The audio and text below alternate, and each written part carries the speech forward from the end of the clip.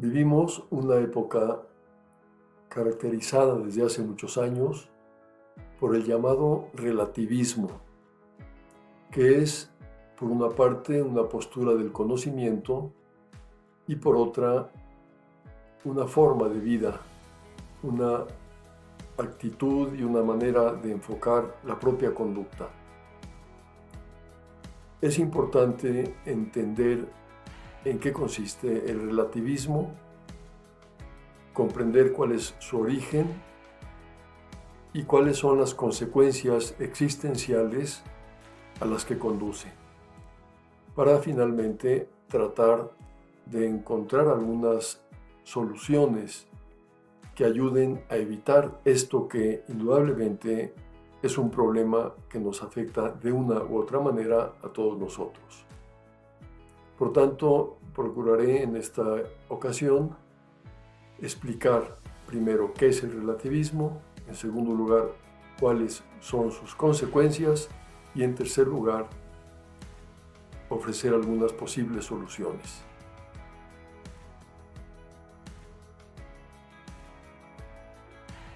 Se podría enunciar esta temática con estos dos subtítulos sobre el relativismo: un modo de pensar y un modo de vivir. Porque, como acabo de señalar, el relativismo se sitúa en ambos niveles, en el pensamiento y en la conducta. Todos creo que tenemos la experiencia de haber conocido a dos tipos de personas que contrastan entre sí. Primero, aquella persona que es abierta a las aportaciones de los demás, abierta a lo que pueda significar novedad, a lo que pueda de alguna u otra manera enriquecerla, y normalmente esta actitud la valoramos de manera positiva, con razón.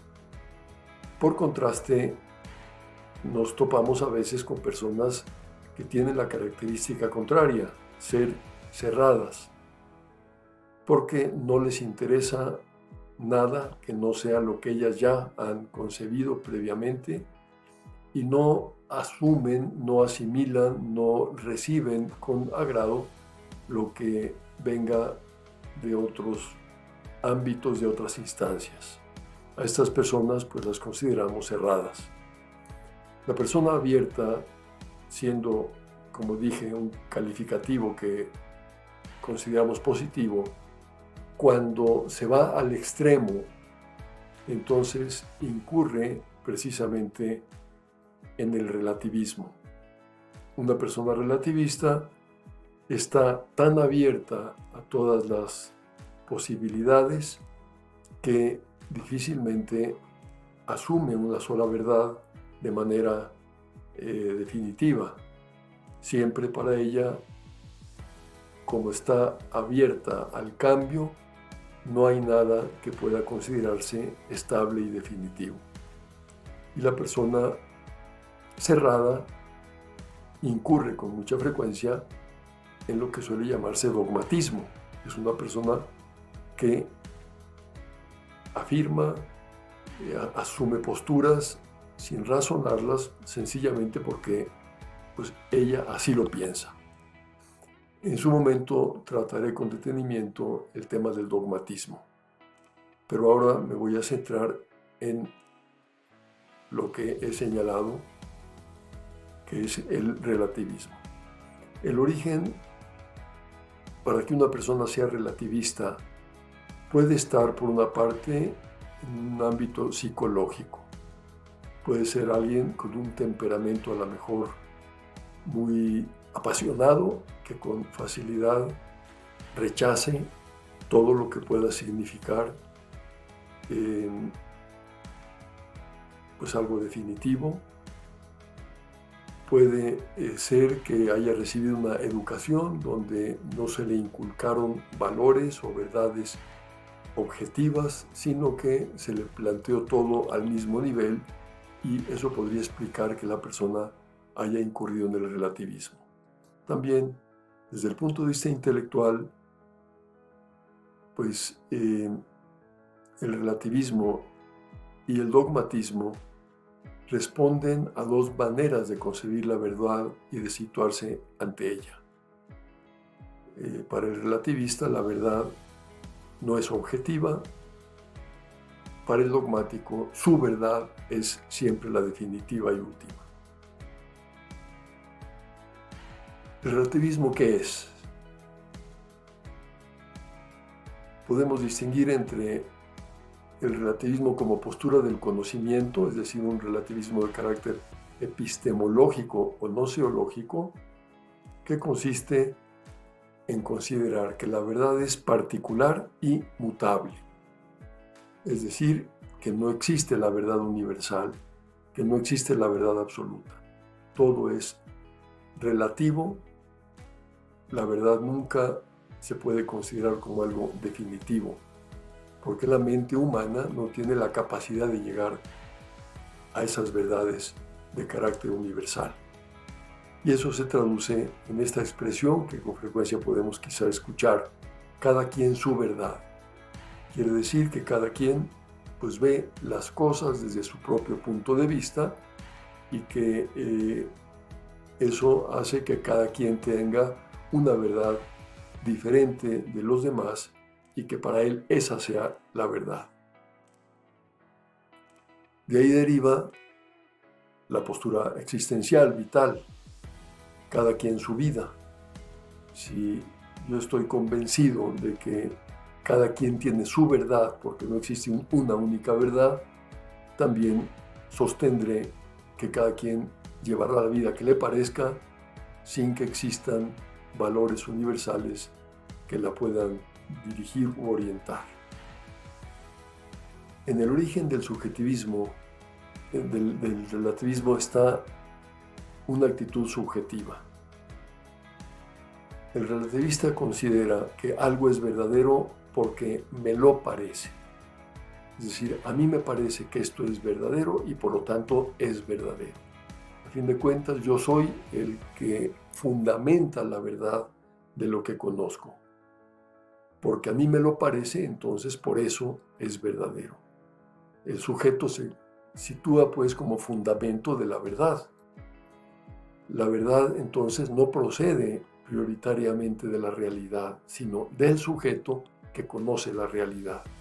Este subjetivismo conduce a esta conclusión. Entonces, si yo soy el que pongo la verdad de alguna manera en las cosas, pues no existe la verdad general, universal, sino mi verdad particular.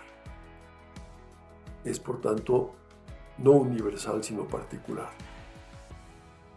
Esto pues nos lleva a considerar con mucha claridad que con este planteamiento algo será verdadero mientras me lo parezca, porque yo puedo cambiar de punto de vista, puedo cambiar de opinión, mi manera de considerar las cosas puede modificarse y por lo tanto la verdad tendrá un carácter inestable, va a depender de mi apreciación en cada momento.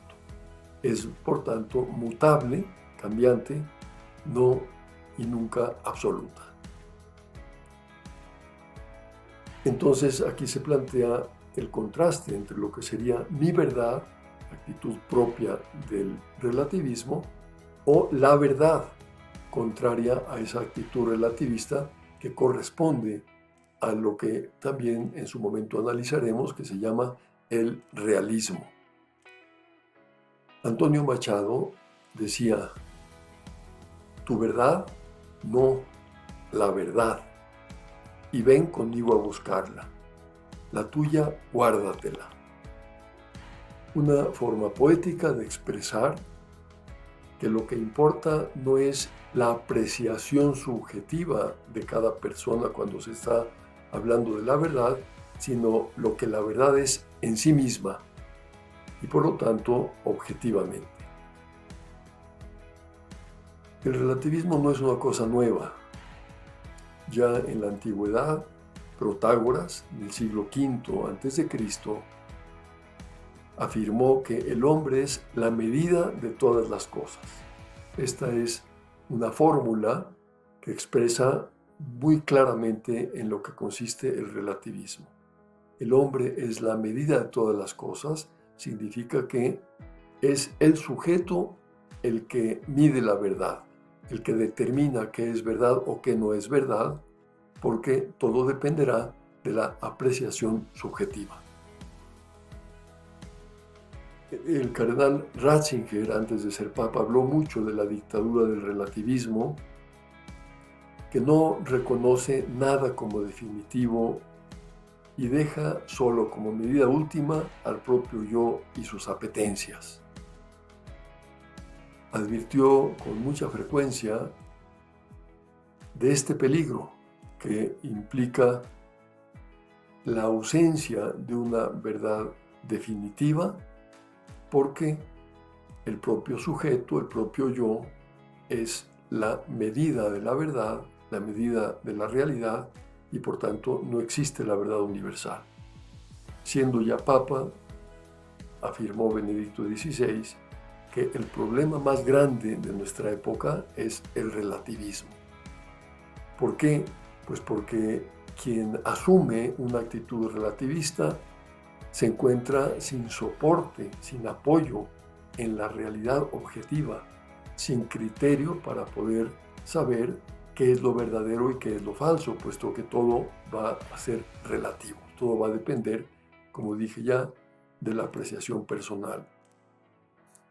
Existe también, además del relativismo nociológico al que me refería antes, el relativismo ético, que en cierta manera depende del anterior, ético o moral, puesto que se refiere a los valores referentes al comportamiento humano. Así como en el orden nociológico hablamos de la verdad, aquí hablamos del bien. Un comportamiento ético es el que está orientado al bien objetivo, al bien real. Pues para el relativista, el bien o el mal no son nunca absolutos, también van a depender de la propia apreciación personal, de las propias preferencias, del punto de vista de cada persona. Esto es bueno para ti, pero para mí es algo negativo. Esto para mí es bueno, aunque para ti puede ser malo. No existe un acuerdo, no hay una convicción de que pueda haber una verdad sobre el bien que sea definitiva. Por ejemplo, podríamos decir, mentir es una cosa mala. Pues depende para quién o en qué circunstancias, ¿verdad? Las circunstancias hacen que no existan valores permanentes o definitivos, puesto que pueden hacerlos cambiar. Conclusión de este punto, pues es que no existe una ética o moral universal. Cada quien tendrá su moral, cada quien tendrá su propia ética, su propio criterio de comportamiento. ¿Y por qué es esto en el fondo? Pues porque la ética no se va a fundamentar en la naturaleza humana. Solamente cuando se fundamenta en la naturaleza humana, considerándola como algo permanente, común a todos los seres humanos, es cuando se puede hablar de una ética con valores objetivos. Pero si esa naturaleza humana no se reconoce como tal, puesto que cada persona, cada hombre es diferente, entonces no habrá fundamento sobre el cual apoyar el criterio ético, el criterio moral. Cada quien tendrá, pues, su propio punto de vista también en el nivel de la propia conducta. Por contraste del relativismo está el realismo, que como anuncié, desarrollaré en otra sesión distinta. Pero ahora simplemente para ilustrar el contraste, señalo que para el realismo el sujeto no es el creador de la verdad. La verdad es lo que existe en sí, está en la realidad, es lo que es.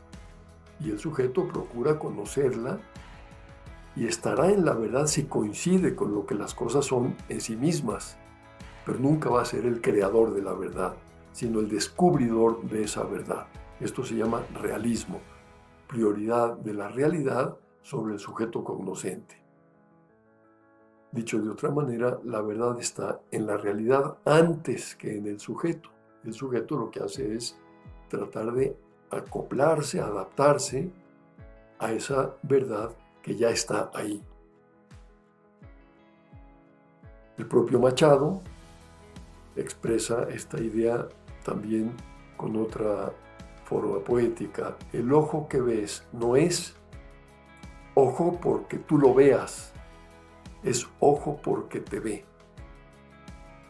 Quiere decir que la verdad sobre el ojo no la pone quien ve el ojo, sino que el ojo es lo que es en sí mismo.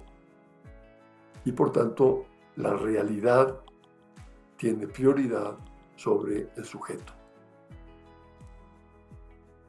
El relativismo incurre en claras contradicciones. ¿Por qué? Pues porque su tesis es que toda verdad es relativa.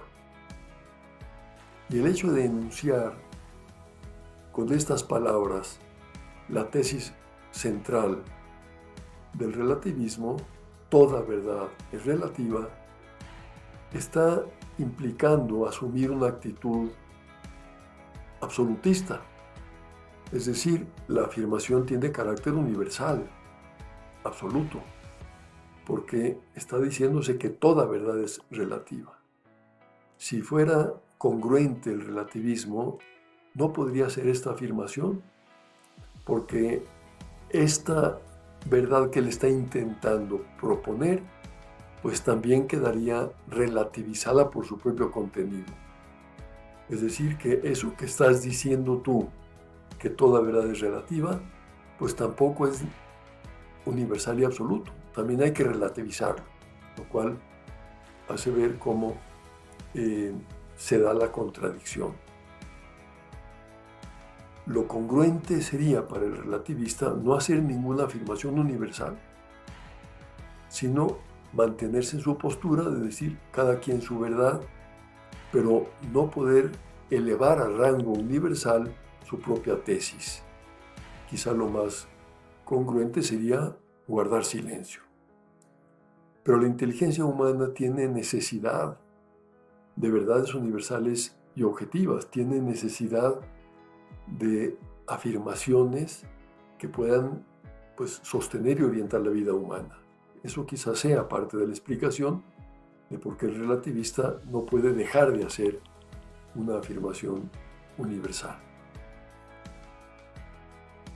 Y también, en esta misma línea, a nivel ya más personal, no es difícil encontrarnos con personas relativistas que se declaran abiertas, pero que en la práctica no admiten que la otra persona hable de una verdad objetiva y universal.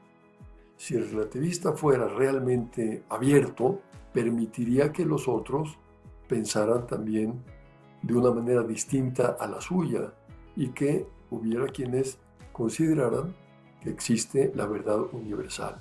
Pero es muy frecuente que el relativista, ante cualquier afirmación que alguien haga de carácter objetivo y universal, salte, reaccione, incluso a veces con cierta virulencia, porque no está de acuerdo con que los demás piensen de manera distinta. Por tanto, con facilidad se puede volver dogmático. Es decir, puede acabar presentando su propia tesis de manera cerrada, de manera única, sin admitir otras posturas. ¿Qué consecuencias trae consigo el relativismo? Por una parte, propicia la mentira. ¿Por qué? Pues porque si yo no considero que existe la verdad, si yo no estoy convencido de que existe una verdad objetiva, sino que todo es relativo, pues va a dar lo mismo que una cosa sea verdadera o no. No me lo voy a plantear, voy a acomodar las cosas siempre a mi propia conveniencia. La mentira pues será parte de un juego que no se puede tampoco criticar ni juzgar, puesto que no tiene fundamento en la realidad. En definitiva, para el relativista la verdad no existe, por tanto, el mentir pues tampoco tendrá ni siquiera forma de expresarse. Otra consecuencia será que el relativismo favorece la corrupción. Si no hay valores objetivos, si no hay convencimientos sólidos de que esto está bien o está mal, pues yo voy a proceder de manera que consiga lo que me conviene a costa de lo que sea. Los medios pueden justificar cualquier propósito que me proponga. Y esto, pues, por desgracia, es muy frecuente.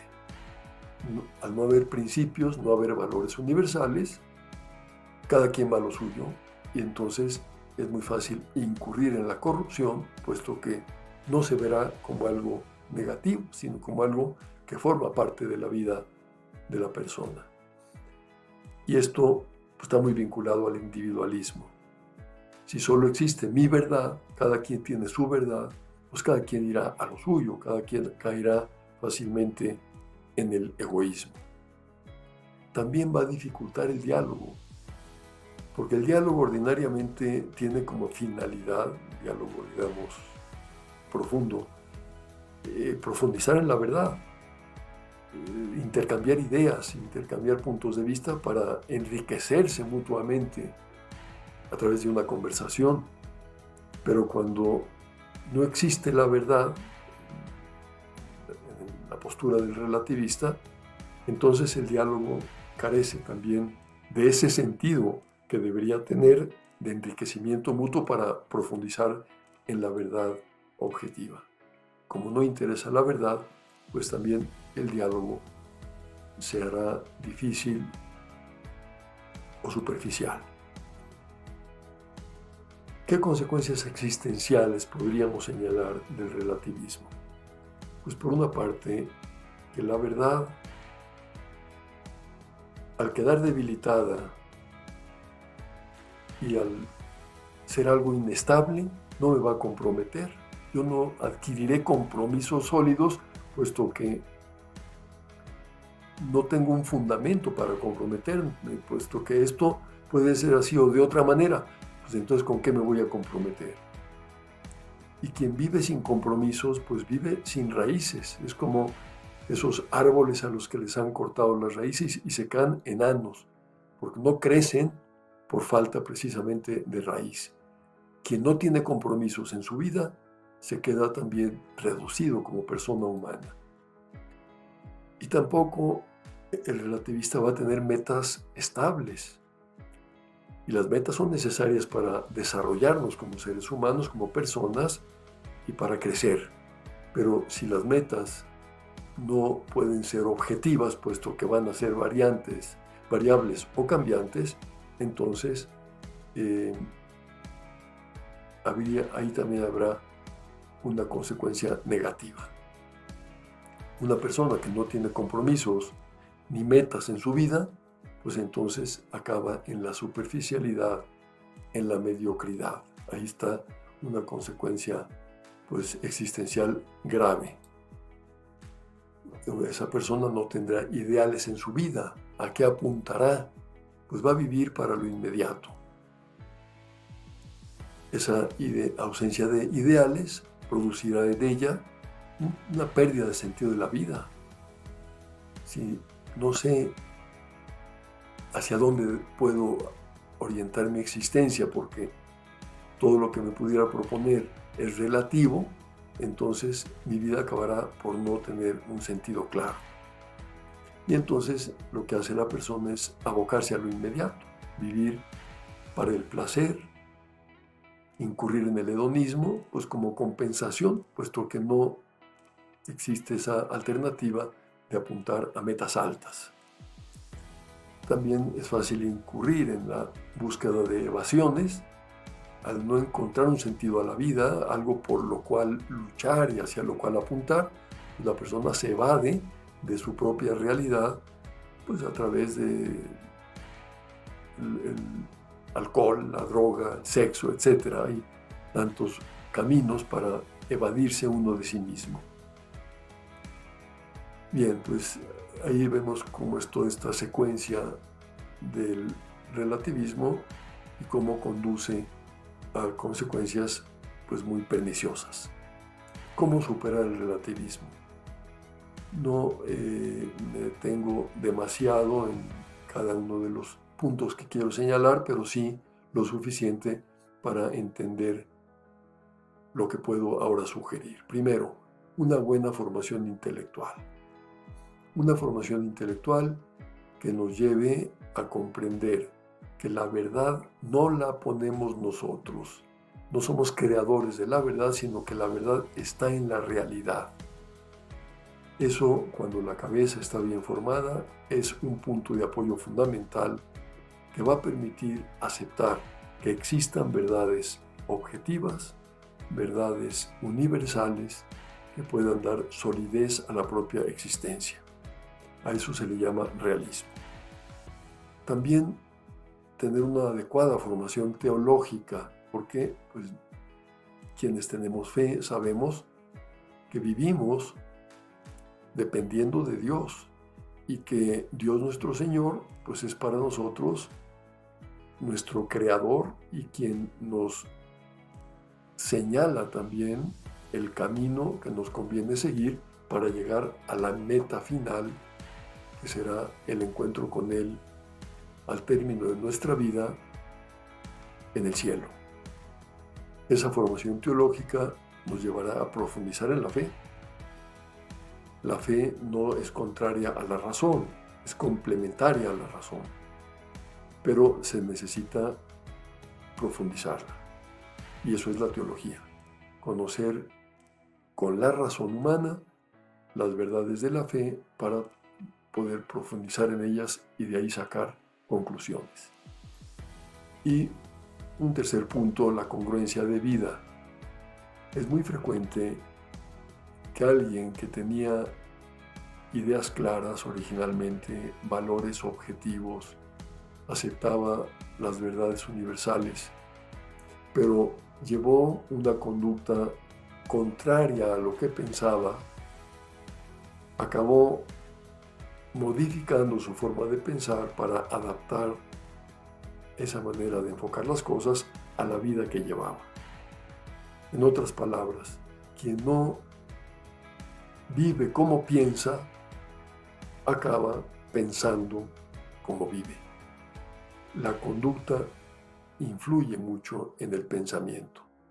También positivamente, cuando una persona es congruente porque vive de acuerdo a lo que piensa y su pensamiento es verdadero, está bien fincado en la verdad, esa forma recta de vivir reafirma y refuerza su forma de pensar. Y en eso consiste precisamente la congruencia, la unidad de vida.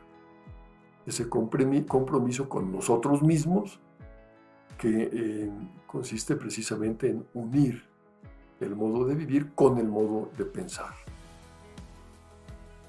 Como bibliografía puedo sugerir un libro personal que se llama Vivir en la realidad para ser feliz, que se encuentra en la editorial Minos. Concluir esta exposición simplemente volviendo a lo que señalé al inicio, que el relativismo es algo que está muy metido en nuestro ambiente, en el mundo actual, en el mundo tanto intelectual como en el mundo de la vida ordinaria, que es un problema del cual no podemos cerrar los ojos, sino que hemos de proponernos comprenderlo, entenderlo lo mejor que podamos para evitar incurrir en esta postura que pues no está de acuerdo con lo que correspondería a la persona humana que tiene ese anhelo de conocer la verdad